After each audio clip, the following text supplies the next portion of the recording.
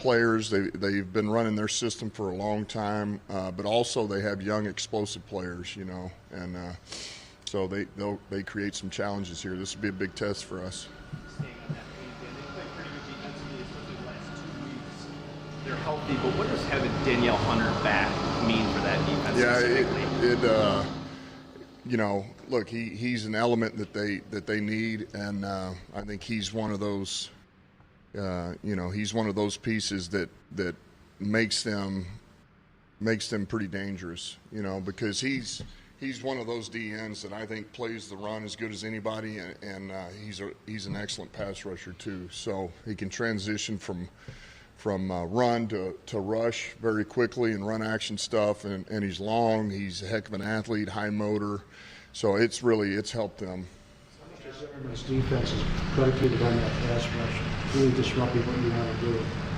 I'm sorry, say it again. How much of his defense is predicated on that pass rush? In other words, disrupting what you're trying to do. Yeah, I mean that's it. Well, it is, especially when they know they can get you in pass downs. It's an issue. You know, they're a fast, aggressive defense, and you know it is. I mean that's the premise of it. If they can't get to the quarterback, then as with most defenses, they get you in a bind.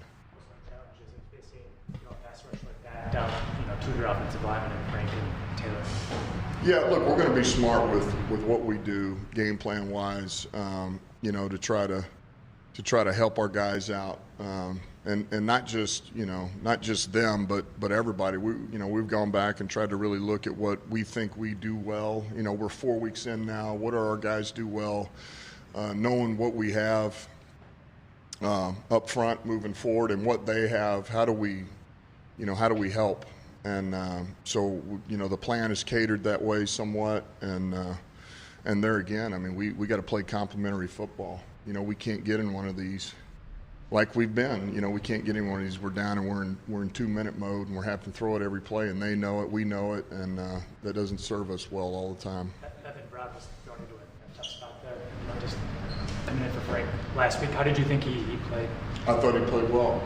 I thought he was solid. I thought he went in and really didn't miss a beat. There was really only a couple of plays that I know that he wishes he'd have had back, but I thought he went in and did a good job.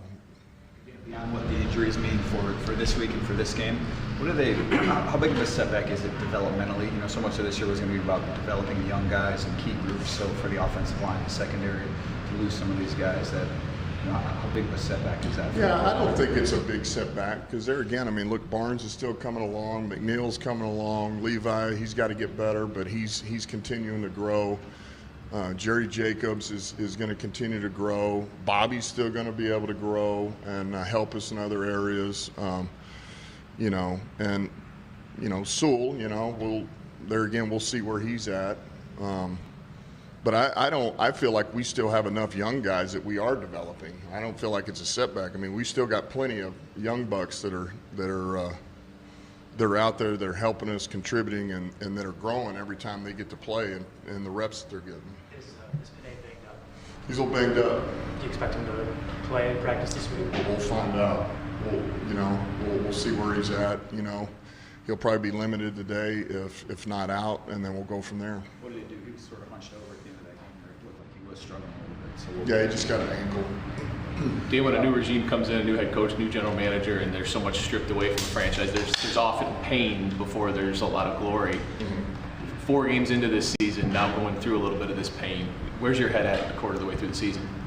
Yeah, look, it's there again. It's about building our foundation, man. It's about finding those guys that we know we can count on and lean on, and we think that can help us win down the road. Not just now, and how quickly can they help us win now, but down the road. And you can't ever lose sight of that. And with that, as long as guys are coming back into work and putting their best foot forward, and they're a sponge to knowledge, and man, they want to get better, and they want to help, they want to win, they want to contribute, and they're not anchors to our program. Man, they're pulling us down, and they're negative, and they've got to, they're always searching for an answer. It's somebody else's fault, which I think we've done a pretty good job. I don't feel like we have those guys around here.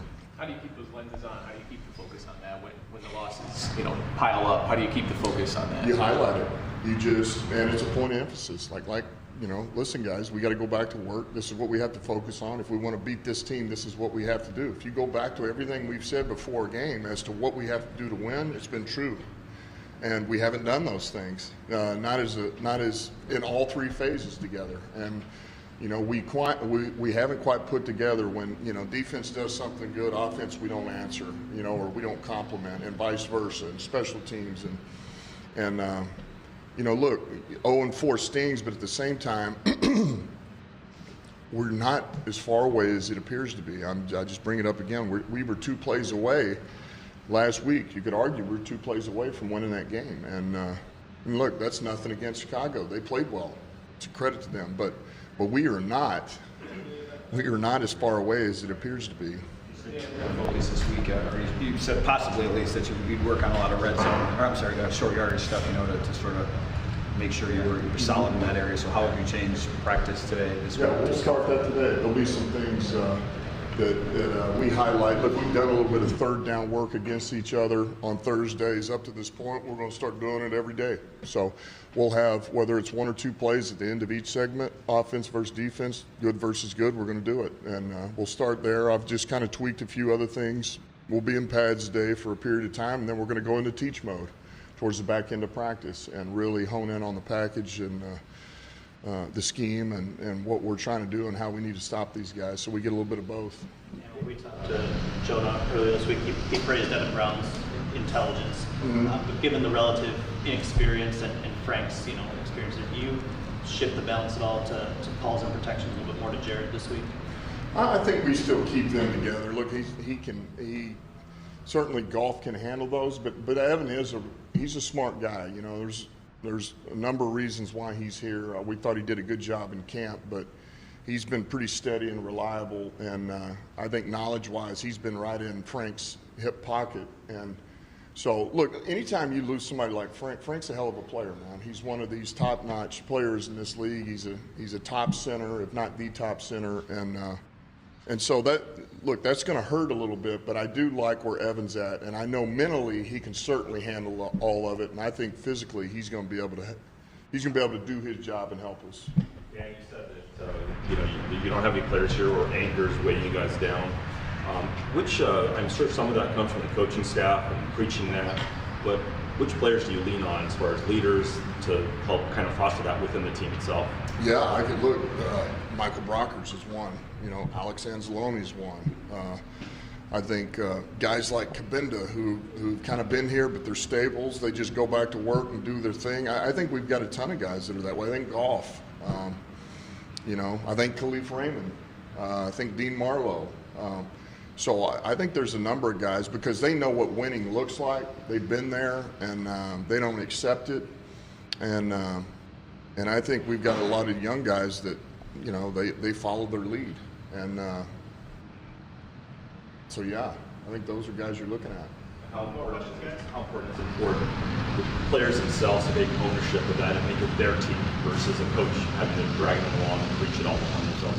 Yeah, well, that's what we've said all along is eventually when we get this where we want it, the players are the ones who are regulating this. They do it themselves, and they know what's acceptable and unacceptable, and now we've given them the guidelines, and now they handle it themselves. And so it is important, and you want to get there, but until they do take it over and they're able to make it their own and get all the pieces where we want them and everybody in the right mindset, that's us, the coaching staff, have to stay on it and continue to lead them.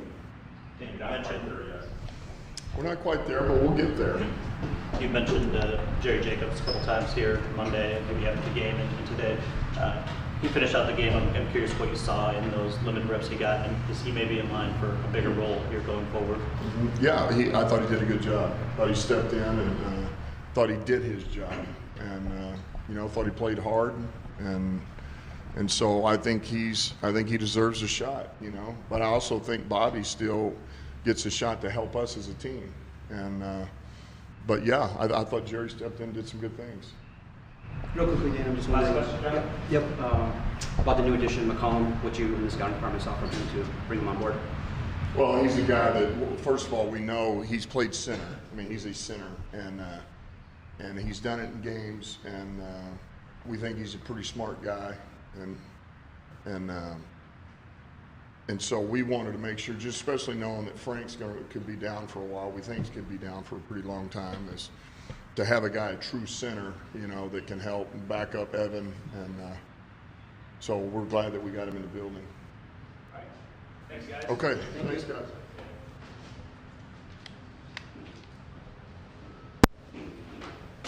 Thank you.